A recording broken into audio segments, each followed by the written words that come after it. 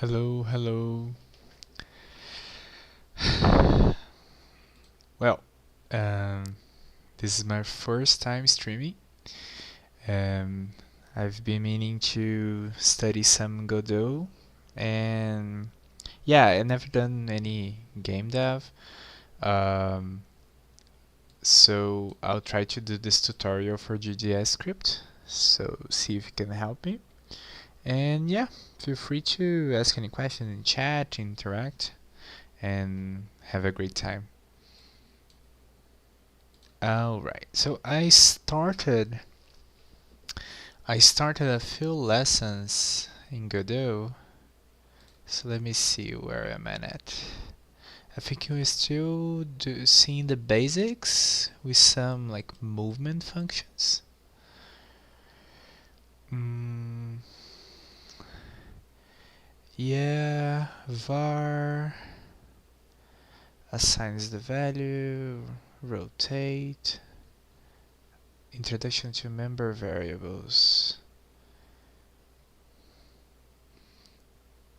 Function params which you saw in the previous lesson. Oh, like the object properties. Increase or decrease the value of entity's rotation. Member variable.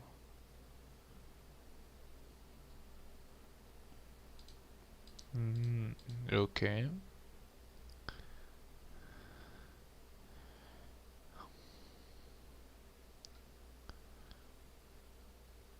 Okay. So a variable is a label to keep track of a value.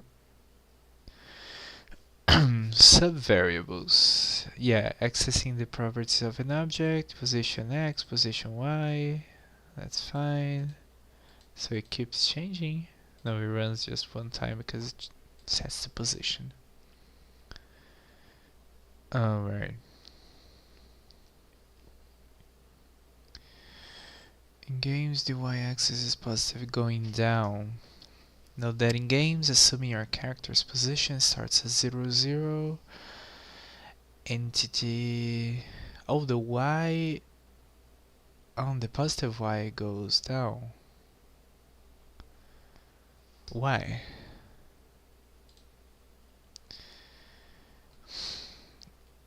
0, 0 happens to go to the top left of your computer screen. Well, I did some testing and I saw that. I wasn't sure of the reason. Um, oh, okay. So because we're thinking with screens. Okay. You write a dot between the variable and the sub-variable name. You write a slash. Yeah, a dot. Alright. Draw a rectangle at a precise position. So draw a rectangle of 200 by 120.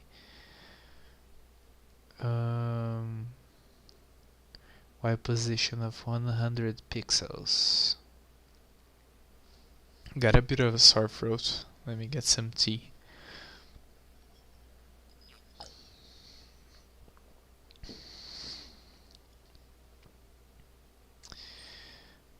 Well, draw a rectangle. I guess it's just x, y, so...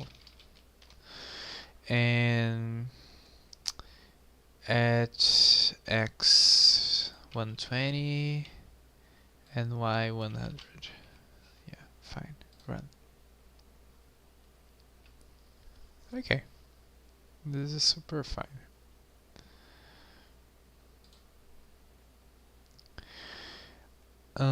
Now draw squares at different positions. Draw 3 squares of size 100 by 100 that are 100. Okay, so draw rectangle. That was the function. They are like this.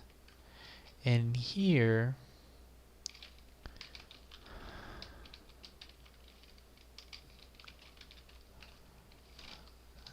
it's just the same thing.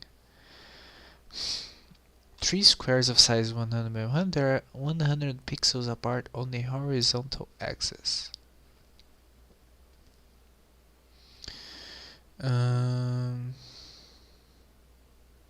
Okay, so this should be like 0, 0, draw the rectangle.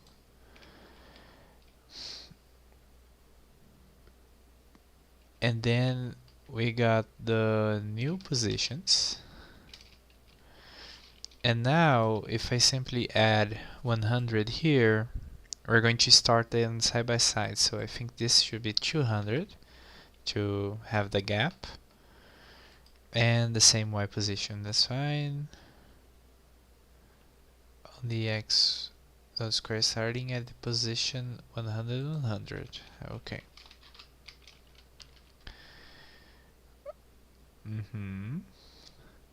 And so this one should be 300, 100. Yeah, run.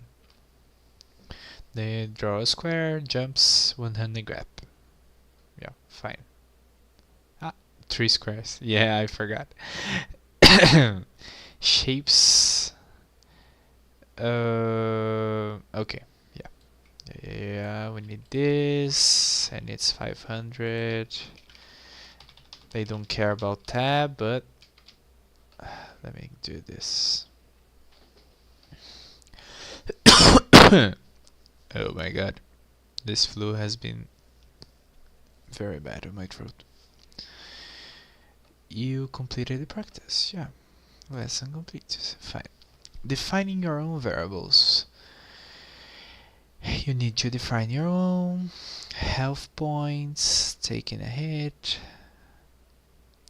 You add or subtract to health during the run. Okay. Then you print.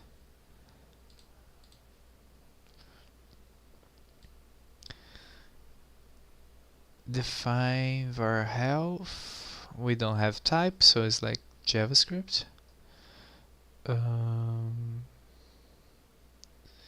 Following line defines as a health variable pointing to no value. Must be unique. Yeah. It's valid by writing the variable's name. The code above to display the number 100. Can change its value anytime with the equal sign. Yeah. But these are like functions called variables. The print function is generally the first function learning academic programming courses. Yeah, hello world.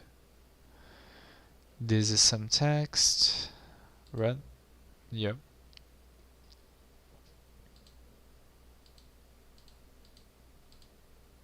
Okay. Alright. Var health.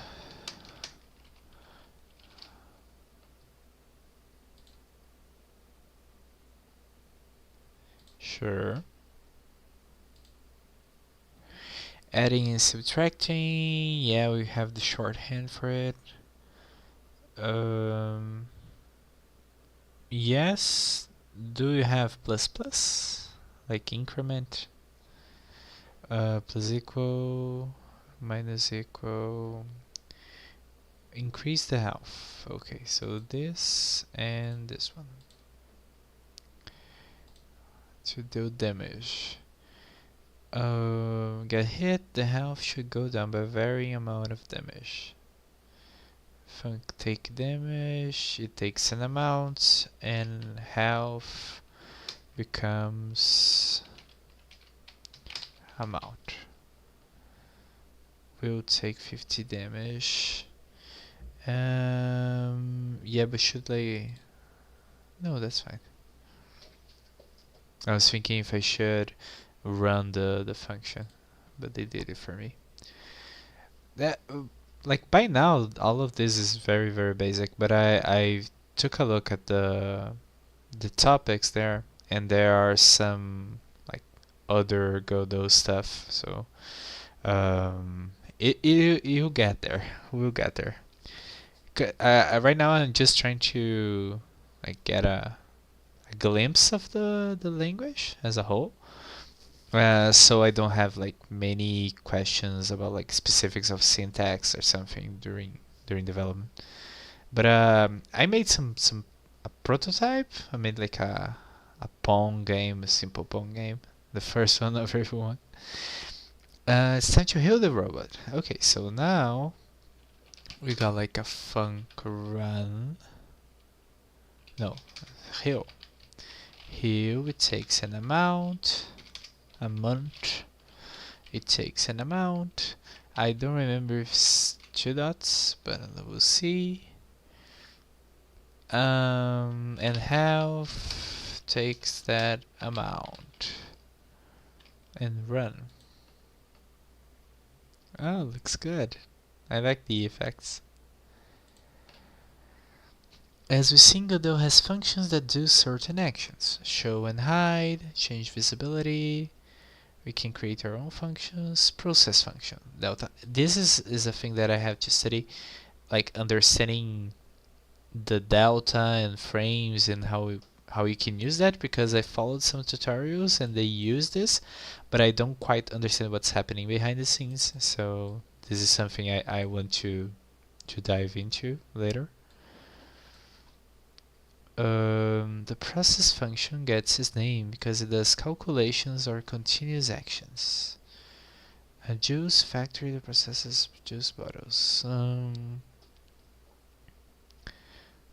Oh, so it keeps running. This is it runs every frame. It takes one. Won't do anything until we add something to it. You might notice the underscore front. This is conventions used to coordinate work. Yeah. It's like in Python, right? And it's called precisely process. Other game agent uses different names like update. Oh, okay. Process function. So it rotates every frame. Ah, that looks cool. Okay, I see it. I see it. Like if I wanted a live rotation or a more controlled one, but if I like making cogs, let's say, and but even with cogs, I would have like an animation playing, but I can use this rotate. When you click the button, set process true, processing on the robot. From there, every frame Godot runs the process function. Since we wrote a rotate instruction multiple times a second. Yeah, if you're running like 1 frame per second, I don't think the game is playable. Yeah, let's do it. So we are processing and we want to rotate. Each frame we are going to rotate 0.05 and we run. Yeah. Move in a large circle slowly by rotating and simultaneously moving along its x direction. Rotate. It's in radians, right? So rotate like this. I want to try because they're very like specific to the question, but I wanted to try like rotating pi or something. And do you have like pi as a constant? Oh no, pi. No, okay. Math pi. Maybe. Let me try. No, they don't let me. Okay. Let's see. You rotate this and move local x per frame. Move local x 5 pixels. Okay. Ooh, that's really cool. It's like gravity. Okay, makes sense. Everything makes sense. Oh, I want to send the this string to my wife. A moment. No one here yet, but yeah, gotta start talking, right?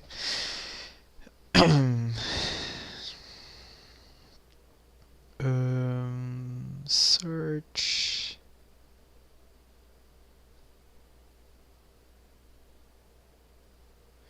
channel.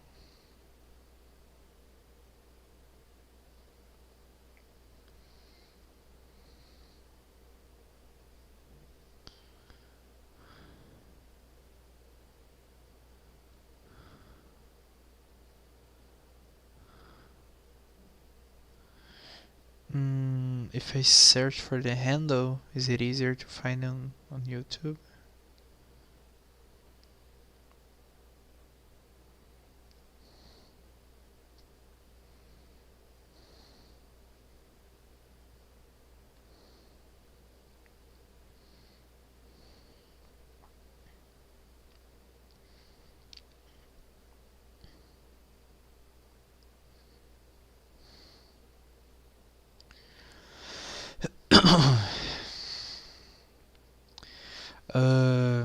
Let me just send the channel, I guess.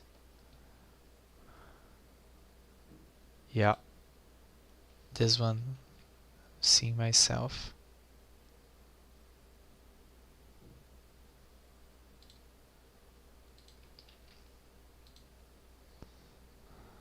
Okay, like this.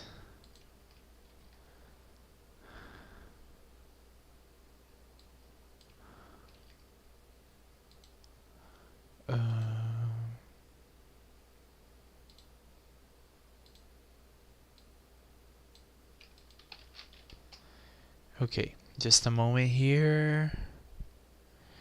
And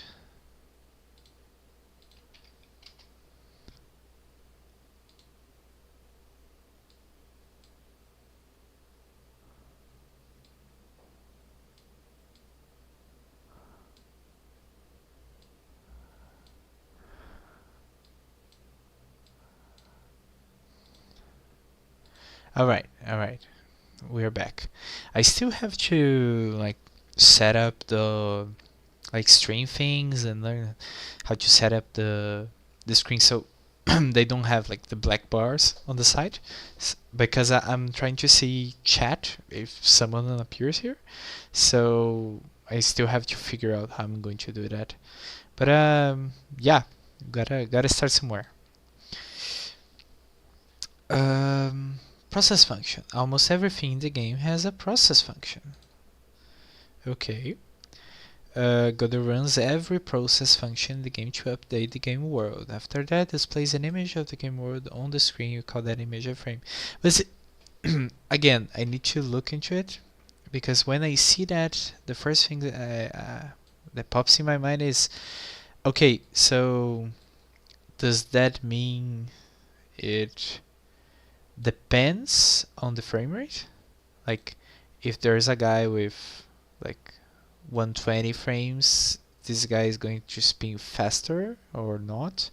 So I believe it doesn't work that way, but I have to take a look.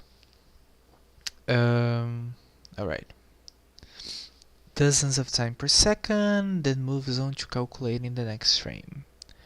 Dozens of time, I got the illusion of movement. This is similar how traditional animation works. Okay.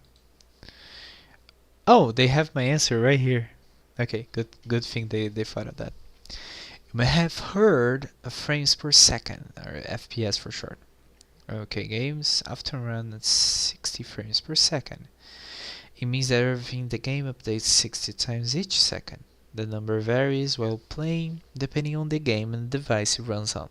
On powerful computers, you may get frame rates in the hundreds or thousands of frames per second. Let's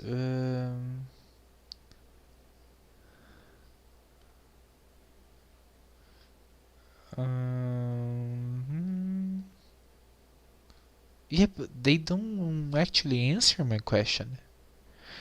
Yeah. So what they're saying here, if I get it, like because they mention frame per second, and they say yeah that's how it works. So I don't want to put like a rotate animation in that because it's going to be different for everyone that's running the game. But again, we'll take a look at the docs. Let's take a look right now. Process Godot.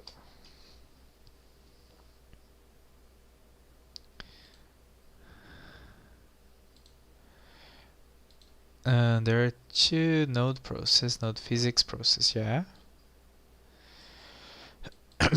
You can define either or both. Node every frame physics processing happens at a fixed rate.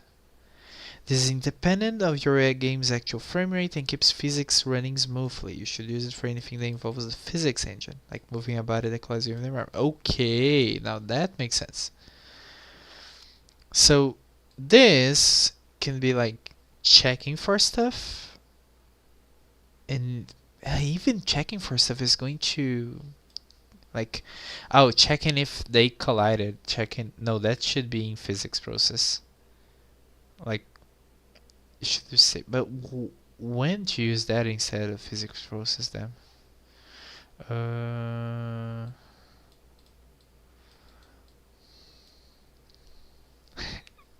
Thank you. All right. We got the first chatter here. Thanks a lot. So I'm taking a look at the process documentation for Godot. Trying to see why I would use the first like process function instead of physics process. But let's see. Function delta parameters, time elapsed in seconds since the previous call. Okay, seconds, so because it's frames, it should be like 0 point a lot of stuff.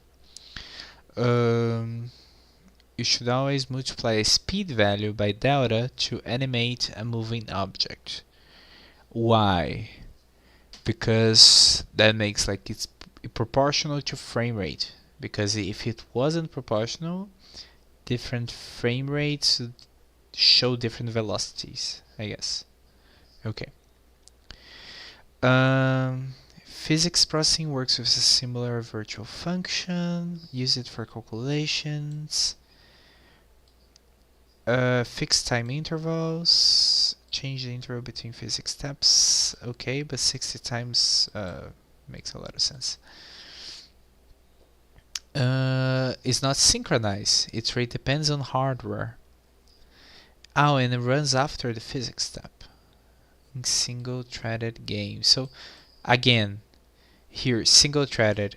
That means I have to create like a virtual thread, a parallel thread to run my game when writing the scripts? Or does Godot have something in the background that can add multiple threads? Function at work by creating a scene with a single label node. Text. Oh yeah, this is going to show the counter. Before process happens before drawing the current frame. Idle frame is basically a sequence of. Okay. What comes next after this? I really like the documentation for Godot. I think it's really good, easy to follow. But I'm still doing the tutorial for GDScript because I think it's going to help a bit quicker with writing the scripts. Groups work like tags. Got a list of nodes. Yeah. I don't have to see this right now. All right. Frames per second. Parameter does it takes the delta. Varying amounts of time to calculate. That is why the process function receives a delta parameter. Delta represents a time difference. It's a time passed since the previous frame. Okay. Alright, just a second here.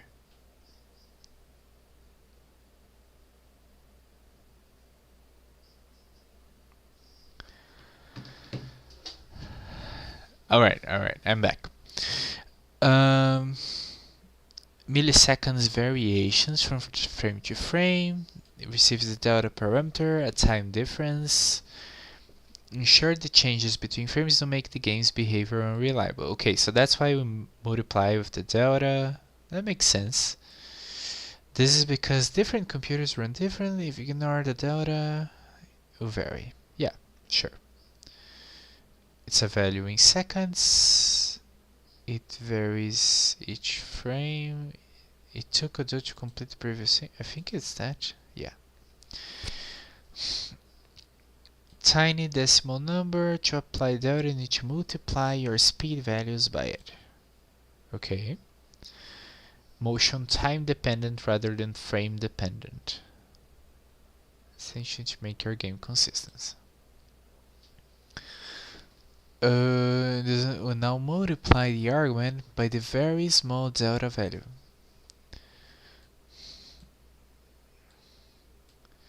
To compensate for that, to make the robot turn fast enough, we use a larger number than before. Okay. Yeah, angular speed.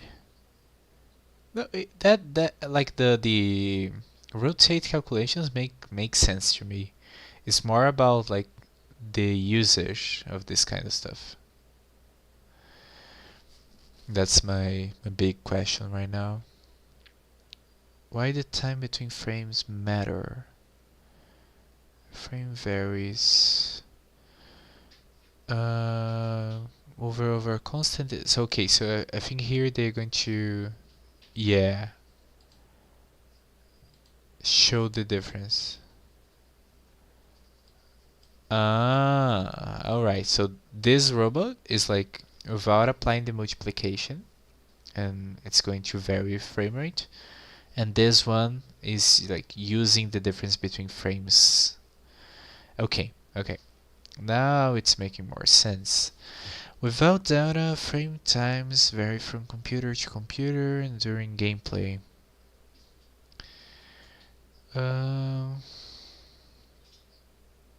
Okay, what does this mean? Rotation speed.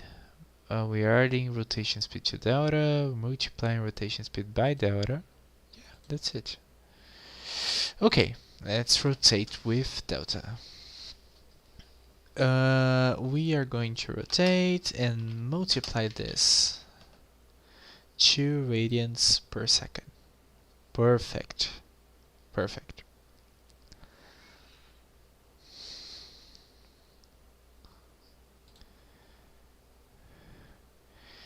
Make the robot. So everything we do here, because we're multiplying, we're actually saying, oh, this is per second.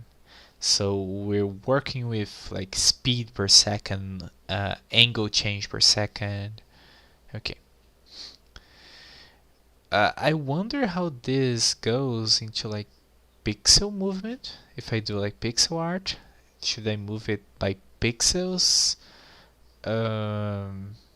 Like what is best practice here?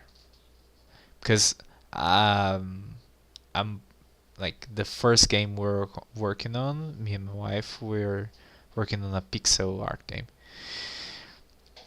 In this practice, make the robot move in a smooth circle using delta.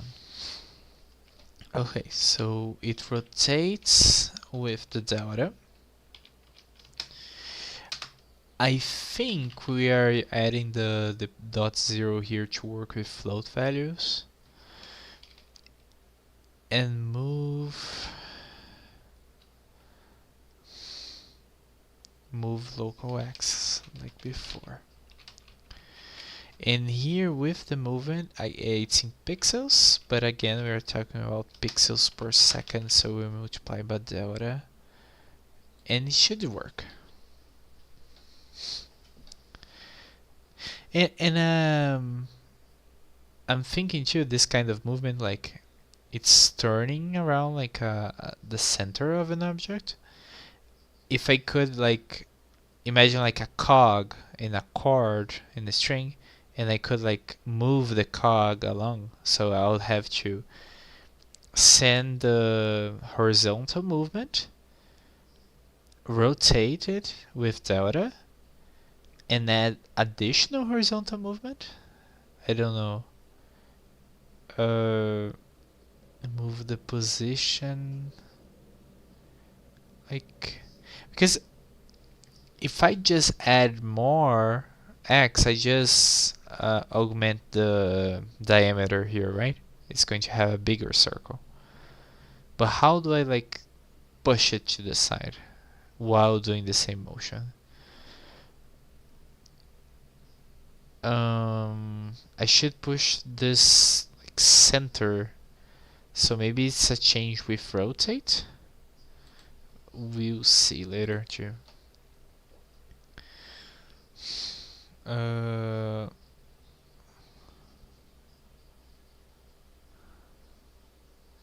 How fast the character rotates? Yeah.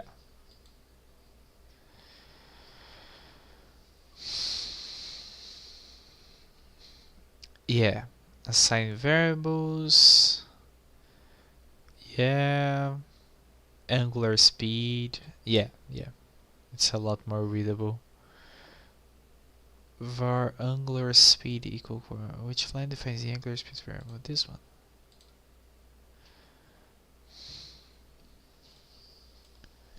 Script wide. Okay, now we're talking about scope, variable scope. So okay, so we have variable script wide because it's not like at least in my eyes, it's not a unified code base that's like all seeing each other. The other class is the file structure.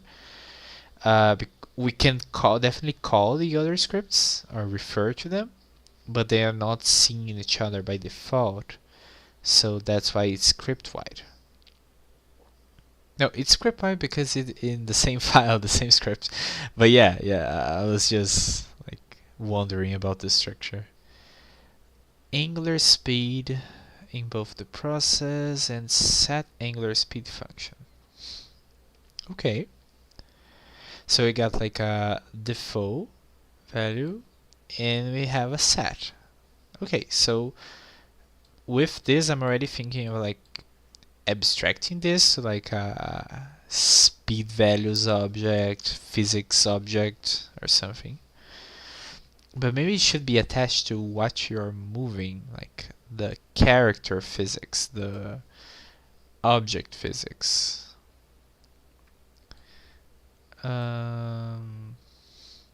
Yeah. Oh, right. Here's what this error might look like. The identifier angular speed isn't declaring the current scope. Oh yeah. That's a normal error for using a variable that's not there. We can decide outside and inside. Yeah, you can group them. Again, I prefer objects. I don't know if it's because it's probably because I work with Java, but when I see this, I'm already thinking this is going to increase in scope a lot, and I need to organize and structure in an object and so on. But okay. I know it's like beginner material, and I'm a beginner in Godot too. In the following practice, we'll define variables. Sure. Let's get a label. Var angular speed equal 4.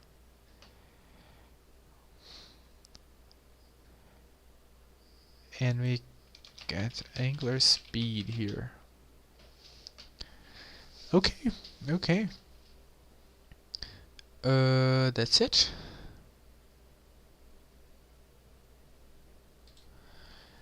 What else? Something wrong. What is wrong? We define a variable and yeah, that's it. It's function wide and not script wide.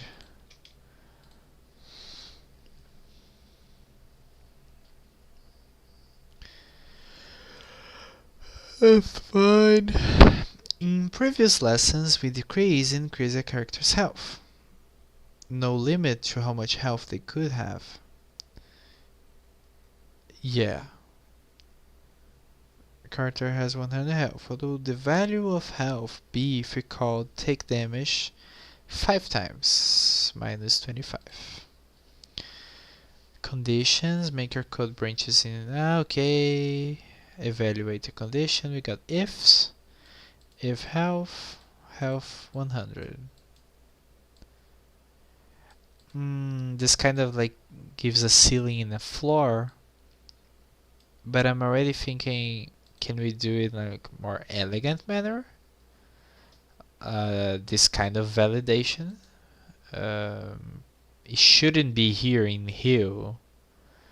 It should be like in another validation checker function, but okay.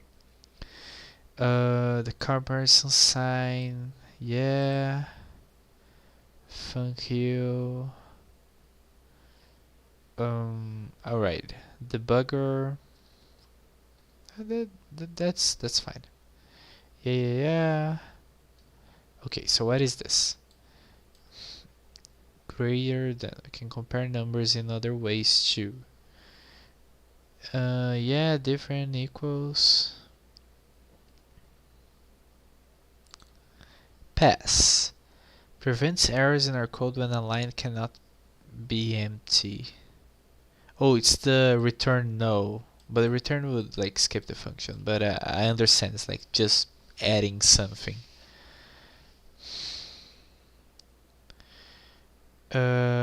Which of these statements are true?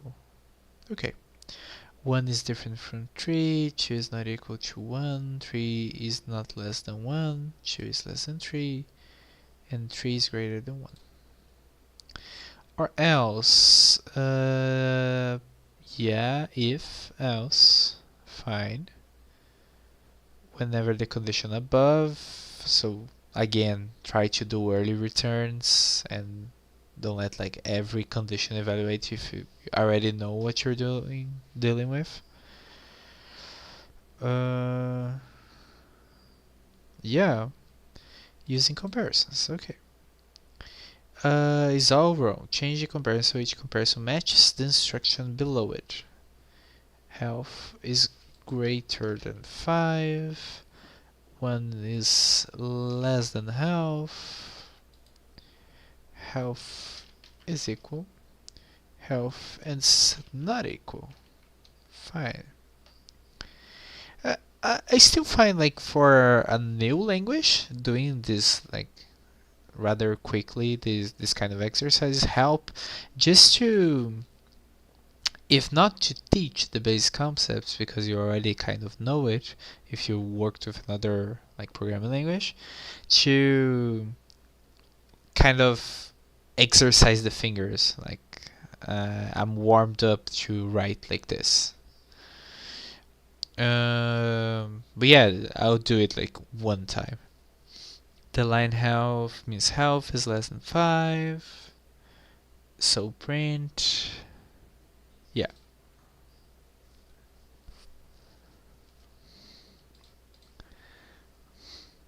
Heal function that add to the function so the character's health is never greater than 80. Okay.